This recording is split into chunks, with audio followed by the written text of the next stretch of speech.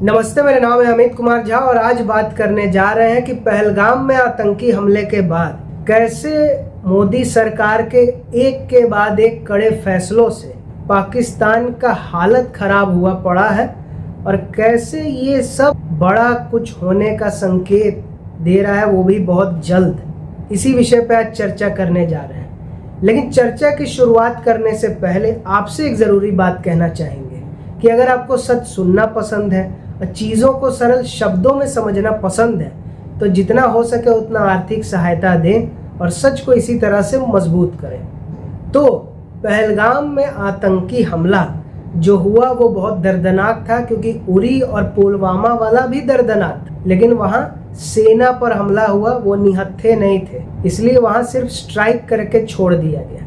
लेकिन यहाँ 26 निहत्थे लोगों को मारा गया, वो भी धर्म पूछ पूछ कर, और एक जो मुसलमान मरा वो गैर मुसलमानों को बचाने में मारा गया।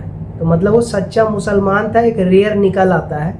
तो जहां एक तरफ हमारे देश का विपक्ष सरकार पे ही सवाल उठाने में लगा हुआ है, तो वहीं दूसरी तरफ मोदी सरकार इन सब भौंकने वाले जीव जंतुओं की परवाह किए बगैर अपने काम में लगी हुई है और पाकिस्तान को कूटनीतिक आर्थिक दोनों रूप से घेरने में लगी हुई है। तो सबसे बड़ा फैसला पहले क्या लिया कि सिंधु जल समझौते को किया रद्द। मतलब यहाँ से जो पानी बहता था पाकिस्तान तक भी उसका शेयर जाता था, लेकिन उन सबको अब अपने में ही घेर लिया है। कुछ लोग सवाल उठा रहे थे वो वैसे जैसे कि घेर लिया है तो जम्मू कश्मीर में बाढ़ आ जाएगा। जी नहीं, स्टोरेज के लिए बहुत सारा पहले ही चीज़ें बन चुकी हैं, क्योंकि प्लानिंग बहुत पहले से था कि समझौता रद्द करना है। ये तो अभी ऐसा दुख की घड़ी आई जो ये लेना पड़ा। जो पानी यहाँ से जाता था वहाँ, इस पे वो बहुत ज़्यादा निर्भर रहता था, कृषि के लिए, इंडस्ट्री के काम के लिए और पीने के लिए। अब जैसे जैसे समय बीतते जाएगा तो ये जो रोक लगी है इसका असर दिखेगा और वहाँ बड़ी त्रासदी फैलने वाली है, जिसको लेके हमको कोई दुख नहीं है, क्योंकि जिहादियों को चुनोगे तो ऐसा ही होगा। दूसरा बड़ा फैसला क्या लिया कि जितने भी एम्बेसी के लोग या दूतावास के लोग थे पाकिस्तान के, सबको कहा कि निकलो यहाँ से, बंद करो एम्बेसी, कोई डीलिंग रखना ही नहीं है। और इसी से रिलेटेड जितना भी वीज़ा भी इशू जिन जिन को किया गया, सबका वीज़ा रद्द किया गया और सबको कहा कि निकलो यहाँ से। और जो बहुत समय से छिप के भी बैठा हुआ है कि कभी मिला था, आया और अब गैर कानूनी तरीके से रह रहा है, सबको निकाल बाहर किया जा रहा है। तो पाकिस्तान जो चिंदी देश है, चिंदी हरकत क्या किया कि सब बॉर्डर बंद कर दिया कि लेंगे ही नहीं हम अपना नागरिक को, रहो उधर। लेकिन जब हंसी उड़ने लगा तब बॉर्डर खोल दिया है कि ठीक है आओ ले लेंगे वापस। अब इसी में क्या हुआ, क्योंकि हमारे देश में जयचंदों की तो कमी है नहीं, पाकिस्तान से एक आई महिला जो वीज़ा लेके आई लेकिन गैर कानूनी तरीके से रह रही है काफ़ी समय से, उससे सीआरपीएफ के एक जवान ने कर ली शादी और किसी को बताया भी नहीं। अब ये घटना हुई, इसके बाद सीआरपीएफ को पता चला कि वो ऐसा ऐसा हुआ है, तो उसको लात मार के नौकरी से निकाल दिया। कहा क्या कि मैंने तो बताया था, मुझे क्यों अलग किया जा रहा है मेरी पत्नी से, मैं तो कोर्ट जाऊंगा। वाह, गैर कानूनी तरीके से एक पाकिस्तानी से शादी करके रह रहा है और तुम पे सही कार्रवाई हुआ तो तुम कोर्ट जाएगा। मतलब कितना लगाव है पाकिस्तानियों से हमारे देश के अंदर के जयचंदों को, इससे एक बात पता चलती है। अब जितनी भी कमर्शियल फ्लाइट या आर्मी वाला जो भी प्लेन उड़ता है उन सब पे भारत ने लगा दिया रोक कि पाकिस्तान का कोई भी यहाँ नहीं आएगा। तो पाकिस्तान को जहाँ भी जाना पड़ेगा भारत से हट के दूर क्रॉस करके जाना पड़ेगा, तो ज़्यादा फ्यूल लगेगा, ज़्यादा टाइम, तो ज़्यादा खर्चा। तो भारत तो पाकिस्तान से नहीं जाके कहीं और से जा ही रहा है, आगे भी जाएगा। और भारत इतना बड़ा देश है कि थोड़ा मोड़ा नुकसान से उसको कोई फ़र्क नहीं है। लेकिन पाकिस्तान भिखारी देश, लोन पे पल रहा है, उसको एक्स्ट्रा टाइम एक्स्ट्रा फ्यूल लगाना पड़े तो वो तो ऐसे ही कंगाली में और कंगाल उसका हो जाएगा हालत। फिर जितने भी ये पाकिस्तानी यूट्यूबर सब जो पाकिस्तान का गुणगान करने में लगे हुए हैं सालों से, और यहाँ के बेवकूफ़ लोग उनको देख देख के व्यू बढ़ाने में लगे हुए हैं, सबको बैन किया गया। जिसमें पूर्व क्रिकेटर शोएब अख्तर इन सब का भी चैनल है, क्योंकि क्रिकेट की बात ये लोग कम और जिहाद की बात ज़्यादा करते थे इसलिए। और ये जितने भी टीवी और फिल्मों के पाकिस्तानी एक्टर्स हैं सबका इंस्टाग्राम कर दिया गया बंद, जो भी मेजर एक्टर है। लेकिन अभी भी सबसे बड़ा पाकिस्तान का कमाई का जरिया जो यूट्यूब से है सीरियल्स, उसको बैन करो। क्योंकि जैसे चाइना अपना टिकटॉक से खूब माल बना रहा था, उसका कितना हालत खराब हुआ था, आज भी गिड़गिड़ाते रहता है कि भारत में घुस जाए, उसी तरह पाकिस्तान का यूट्यूब चैनल बंद करो सीरियल वाला, हालत खराब हो जाएगा।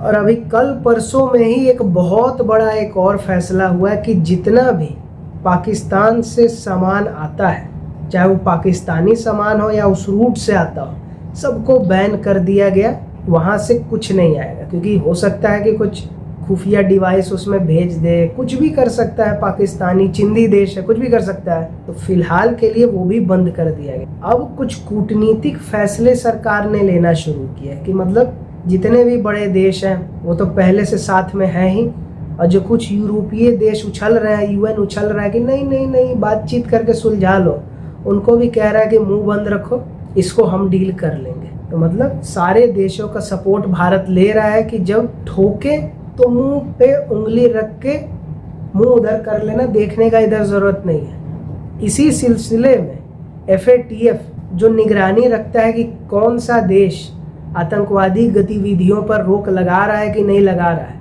उसी को भारत ने कहा है कि पाकिस्तान को अब ग्रे लिस्ट में वापस डालो, क्योंकि कुछ नाटक नौटंकी करके उसमें से बाहर आ गया था, फिर से उसमें डालो, ताकि ये जो जम के फंडिंग मिल रहा है IMF से, वर्ल्ड बैंक से, बाकी देश भी जो दे रहा है वो ना के बराबर हो जाए। क्योंकि ब्लैक में जाएगा तब संपूर्ण बंद होगा, लेकिन कम से कम ना के बराबर तो हो।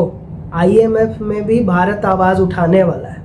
और प्रधानमंत्री मोदी अभी हाल ही में नेवी चीफ हो, एयर चीफ हो या आर्मी चीफ हो, सबसे मुलाकात की और सबको फ्री हैंड दे ही दिया है कार्रवाई करने के लिए।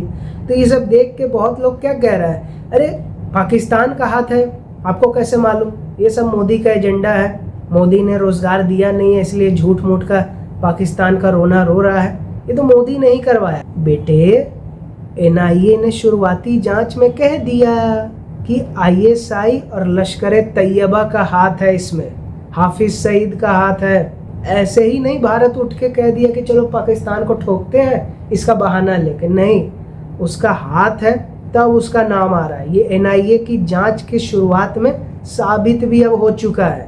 और इसको लेके एक बड़ी कार्रवाई भी ये हुई है कि जितना भी ओवरग्राउंड वर्कर, यानी कि आसान भाषा में स्लीपर सेल, चाहे वो खच्चर वाला रहा हो, वो जिप लाइन ऑपरेटर रहा हो, या और भी जितने लोगों ने आतंकियों की मदद की इस हमले को पहलगाम में कराने में, 20 से ज़्यादा लोगों को गिरफ्तार कर लिया गया पूछताछ के बाद। जो आतंकी हैं उनका घरों का जैसे प्रॉपर्टी का पता चल रहा है, सबको बम से उड़ा के गिराया जा रहा है। और जिस दिन मिल गया उस दिन इनकाउंटर तो होगा ही, LOC पे लगातार फायरिंग 10 दिन से भी ज़्यादा से किए जा रहा है। मतलब उकसा रहा है कि भारत हमला करे जो हम रोएं।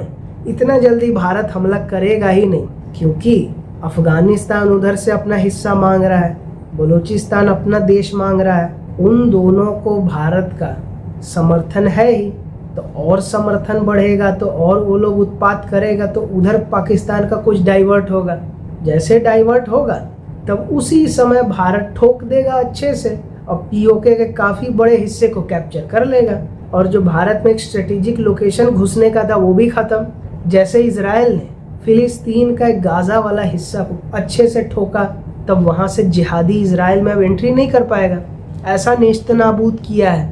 और इसी डर के वजह से कि POK को कहीं कब्जा न ले, पाकिस्तान ने अपना सारा मदरसा को POK में बंद कर दिया कि कहीं मदरसा में से घुस के भेष बना के जवान ना आ जाए भारत के और POK पे कब्जा ना कर ले। तो पाकिस्तान का इस तरह से डीलिंग होगा, ये कोई अभी तुरंत हमला नहीं होने वाला है। तो वीडियो पसंद आया तो लाइक करें, नहीं आया तो तब तक देखें जब तक पसंद ना आए, उसके बाद लाइक करें।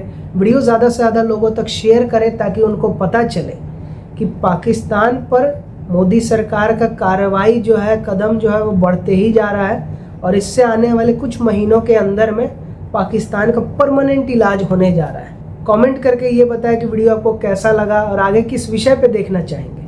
और सब्सक्राइब करके द अवेयर आर्मी का हिस्सा बने ताकि टॉपिक कोई भी हो, खबर कोई भी हो, सही जानकारी के साथ सही विश्लेषण आपको यहीं जानने और समझने को मिलेगा। क्योंकि बाकी जगह तो है नाटक और नौटंकी, जैसे कि अभी हमला होगा भारत पाकिस्तान, अभी जंग होगा, ये नाटक ये हम नहीं करते हैं। हम बोल रहे हैं कुछ महीनों बाद। और आप मेरे इंस्टाग्राम चैनल पे भी फॉलो कर सकते हैं जो आपको दिख रहा होगा स्क्रीन पर। और वीडियो देखने के लिए बहुत धन्यवाद।